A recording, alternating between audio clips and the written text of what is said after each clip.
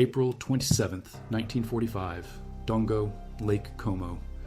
A German convoy stops at a partisan roadblock, and underneath a Wehrmacht greatcoat and steel helmet sits the man who ruled Italy for 21 years. Benito Mussolini tries to hide among the soldiers fleeing north to Austria. The disguise fools no one.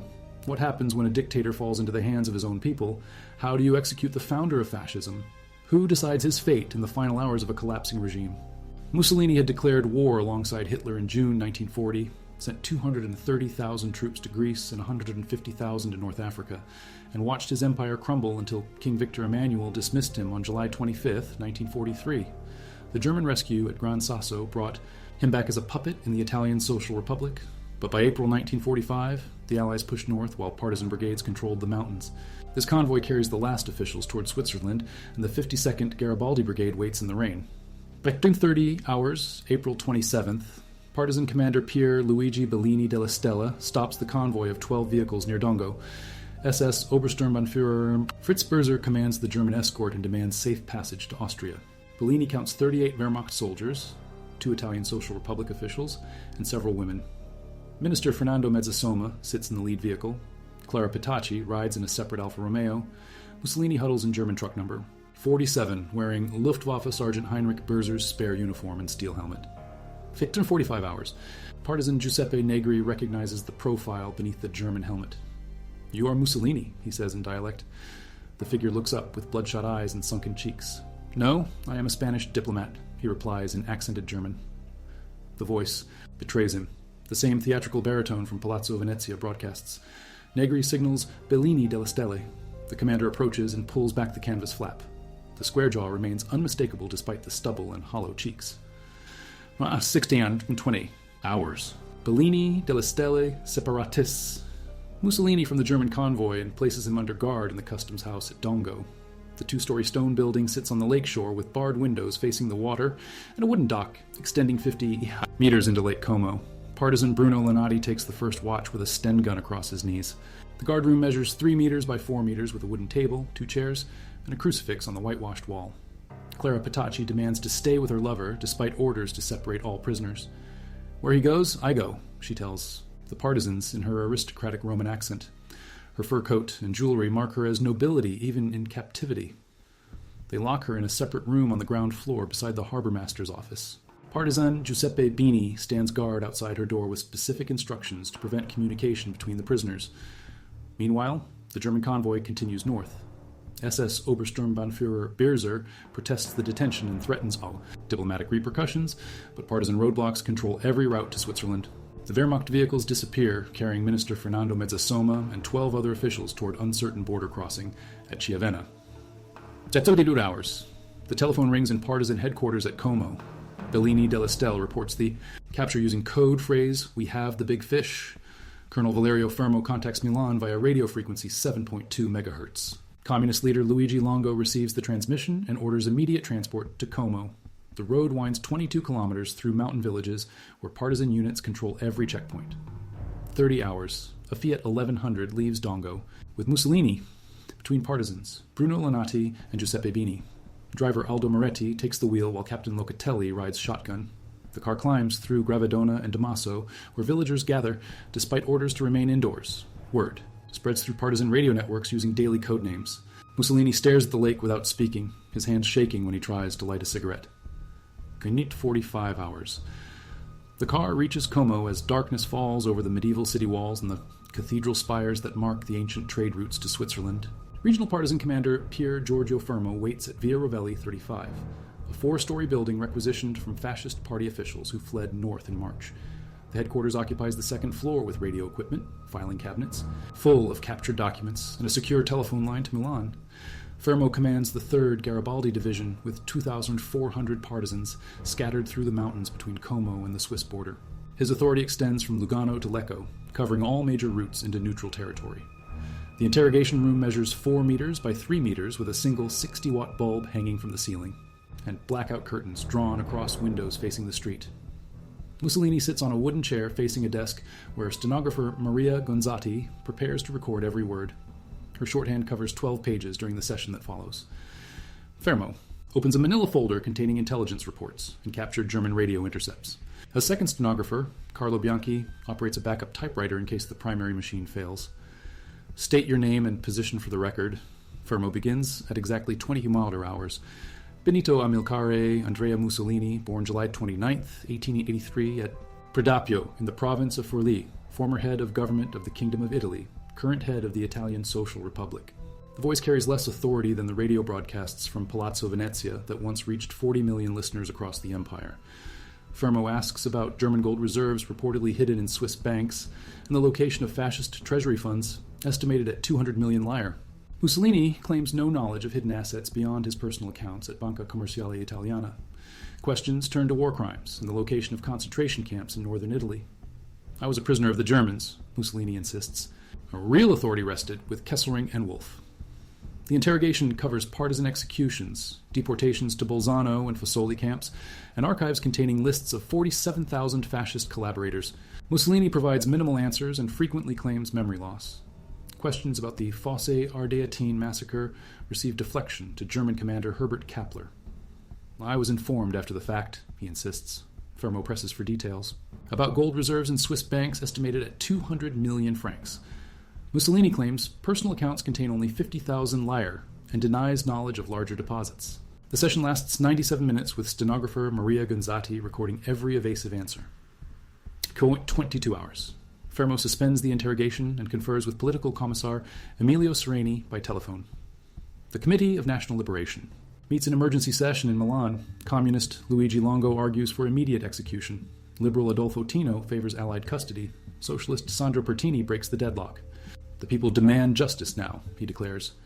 The vote authorizes immediate action. No trials, no delays, the message reads. Fermo understands the code. Forward hours. Guards transfer Mussolini to a safe house at Via Castelmorone, 43. The apartment belongs to partisan sympathizer Giuseppe Guffanti, who vacates for the night. Mussolini receives bread, cheese, and Chianti, but eats sparingly due to stomach problems. Clara Petacci arrives 30 minutes later showing mud stains on her fur coat. Hours. Mussolini lies on a single bed while Petacci sits beside the window. Partisan guard Urbano Lazzaro maintains watch from the hallway with a Beretta submachine gun. Mussolini asks for writing materials and composes a letter to his wife Riccelli. The circle closes, he writes. I face the final test. Car engines pass below. German traffic fleeing toward Switzerland. 15 hours, April 28th. Radio traffic increases between Como, Milan, and regional command posts. The Committee of National Liberation continues emergency session at Palazzo Marino. Communist Luigi Longo argues for immediate execution to prevent German rescue attempts. Socialist Sandro Pertini supports the position. The people demand justice. Now, he declares. The vote authorizes immediate action under partisan military law. Hours. Colonel Walter Audicio receives final orders at partisan headquarters in Milan. His mission requires no written confirmation and specifies execution within 24 hours away from populated areas. Audicio commands the Olona detachment and fought with international brigades in Spain. He packs his Beretta pistol and spare MAS 38 submachine gun. Drawing is 45 hours. Audicio departs Milan in a Fiat 1500 with driver Aldo Lampredi and Commissar Aldo Moretti. The route leads through Saronno and Varese toward the Lake District. Roadblocks delay progress at Laveno and Luino, where partisan sentries demand identification. Papers. The car reaches Como at dawn. 6:30 hours. Audicio arrives at Via Castelmorone, 43, and relieves the overnight guards. Mussolini sits fully dressed in his rumpled uniform with fascist emblems still visible. Petacci combs her hair at a cracked mirror. Time to go, Audicio announces. Mussolini asks about a trial or prisoner exchange. There will be no trial, Audicio replies. Justice ends here. 7:15 hours. The party loads into two vehicles. Audicio rides with the prisoners in the lead, Fiat 1500, driven by Lampredi. The second vehicle carries guards Ernesto Dioni and Giuseppe Frangi. Morning mist rises from Lake Como as they wind through Menaggio and Tramezzo past shuttered tourist villas. Temperature climbs to 12 degrees, under overcast skies. 8:45 hours. The cars turn off the main road at Bonzanigo and climb a narrow gravel lane toward the village of Giulino di Mezzegra, population 342 according to the 1936 census. Audicio chooses this location for its isolation, from major roads and clear fields of fire that prevent surprise approaches. The lane ends at a stone wall beside the Villa Belmonte, a 19th century estate abandoned since 1943 when its German owners fled to Switzerland. Ancient chestnut trees provide natural cover from observation by aircraft or distant witnesses. A single farmhouse sits 200 meters away across a meadow where cows graze beside a wooden fence. The execution site offers complete privacy, while remaining accessible by vehicle for rapid departure. Villa Belmonte shows signs of wartime neglect, with broken shutters hanging at odd angles, cracked stucco walls revealing brick underneath, and overgrown ivy covering the main entrance where fascist symbols were chiseled away by local partisans in September 1943. The property belonged to German industrialist Klaus Weber, who fled to Switzerland when Allied forces crossed the Gothic. Line and abandoned valuable artwork later looted by retreating Wehrmacht units. Local partisans have used the estate as a safe house during the winter months, leaving behind ammunition boxes marked with British ordnance stamps, radio equipment manufactured in Scotland, and sleeping bags provided by Allied airdrops to resistance forces. The stone wall that will serve as the execution backdrop measures 1.8 meters high and extends 30 meters along the lane before turning toward the villa's ornate main gate topped with iron spikes. Local masons built the barrier in 1887 using granite quarried from the nearby mountains, and bullet holes from previous partisan operations scar the stonework. Graffiti covers portions of the wall, including fascist slogans painted by Blackshirt. Militia during 1943, security sweeps, and partisan responses carved with bayonets during subsequent raids. The gate itself bears the Weber family coat of arms, an eagle clutching wheat sheaves, now defaced with hammer and sickle symbols. Weather conditions favor the operation with overcast skies, providing natural concealment from German reconnaissance aircraft reported in the area as late as 08 hours. Temperature holds steady at 12 degrees Celsius with light winds from the southwest that will carry sound away from populated areas. Visibility extends 800 meters across the valley, sufficient for early warning of approaching vehicles, but limited, enough to prevent observation from distant witnesses. 2 hours. Audizio orders the prisoners from the vehicles and positions them against the stone wall. Mussolini wears his fascist party badge on the left lapel. Petacci clutches a small leather handbag containing 7,000 lyre and personal items. By order of the Committee of National Liberation, you are condemned to death, Audizio announces. He draws his Beretta Model 1934 pistol. Mussolini straightens his shoulders. Shoot me in the chest, he says. Petacci steps closer, despite orders, to move away. You cannot kill him, she pleads. He is sick. The former Duce appears 20 years older than his 61 years. 10 hours. Audizio aims the Beretta at Mussolini's chest and pulls the trigger. The weapon jams. He tries again. Another misfire. Lampredi offers his Maz 38 submachine gun loaded with 9mm parabellum rounds. Audizio takes the weapon and fires a controlled burst. The bullets strike Mussolini in the chest and throat, spinning him against the wall before he falls into the gravel. Blood pools beneath his body. The fascist party badge detaches and lands 3 meters away. Petacci screams, "Ben!" and runs toward the road. Audizio fires again, hitting her in the back and arm. She stumbles 10 meters before collapsing beside a drainage ditch. The execution lasts 47 seconds. Chachai, 15 hours. Audizio checks both bodies for vital signs. Mussolini lies face down with arms spread wide. Petacci rests on her side with one hand, reaching toward the road. Audizio retrieves her handbag containing 7,000 lyre, a gold compact, and a letter from Mussolini dated February 1945. 09:30 hours. The partisans load both corpses into the Fiat 1500 and cover them with a gray blanket. Blood seeps through during the 45-minute journey back to Milan.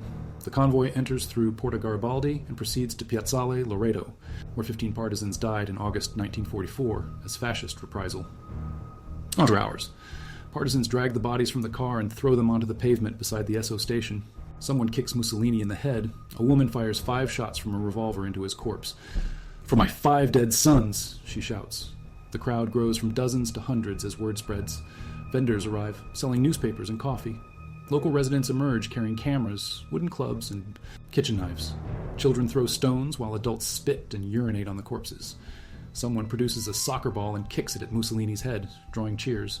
21 years of rage explodes in systematic brutalization. 30 hours. The mob numbers over 2,000 people.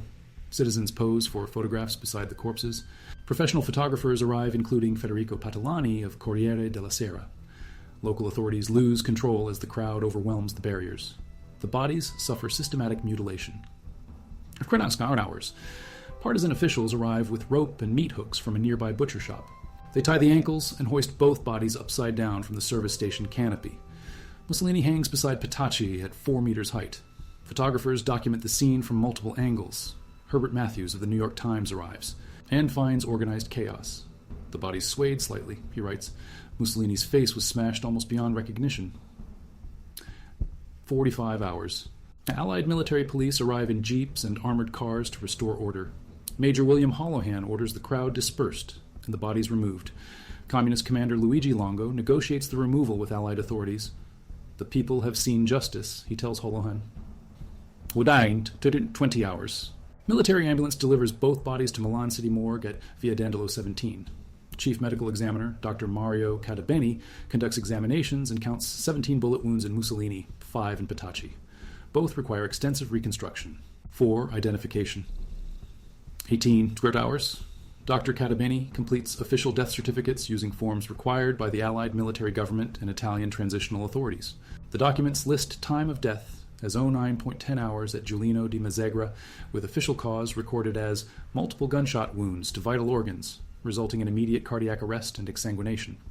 Both certificates require signatures from 3 witnesses, partisan commander Walter Audizio, Allied liaison Major Holohan, and Italian administrative official Giuseppe Romita of the Committee of National Liberation. The bodies receive morgue identification numbers 632 and 633 in the registry maintained since 1923, when fascist authorities first organized systematic record-keeping for all deaths in Milan province. Cadabeni locks both corpses in refrigerated compartments maintained at 4 degrees Celsius to prevent decomposition while awaiting final disposal orders from Rome. The morgue contains 12 such compartments, originally designed to handle normal mortality but now overflowing with victims of war, political violence, and recent street fighting that claimed 847 lives during the liberation of Milan. Allied authorities initially planned secret burial in Musocco Cemetery to prevent the gravesite from becoming a fascist shrine, but changed locations after intelligence. Reports warned of planned demonstrations by neo-fascist sympathizers. 30 hours. Cardinal Ildefonso Schuster of Milan arrives at the morgue to perform last rites despite political opposition from communist members of the Liberation Committee. Schuster administered similar final blessings to executed partisans during the German occupation and maintains that religious duty transcends political considerations. The cardinal spends 11 minutes in prayer before the sealed compartments, while Dr. Cadabeni observes from a respectful distance. Even tyrants deserve Christian burial, Schuster tells the medical examiner. God judges, we merely witness. Allied authorities initially considered cremation, but Vatican pressure mandated Catholic burial. Transport occurred under maximum security, using fake documentation and listing both bodies as Giuseppe Magnani and Maria Rossi to prevent discovery by fascist sympathizers. The convoy departed Milan at 03:00 hours on April 30th, using unmarked vehicles and circuitous routes to confuse surveillance. The bodies traveled to Musocco Cemetery, plot 384, where they remained hidden for 11 years under false headstones. In 1946, neo-fascist activists led by Domenico Lecisi stole Mussolini's corpse and concealed it for 4 months before authorities recovered the remains from a Capuchin monastery near Pavia. The government stored the body in secret locations until Prime Minister Adonizoli returned Mussolini's remains to his family in 1957, 36 years after the march on Rome. The meat hooks remained at the Esso station for 6 months until city workers removed them in October 1945, but rust stains stayed visible until the building's demolition in 1956.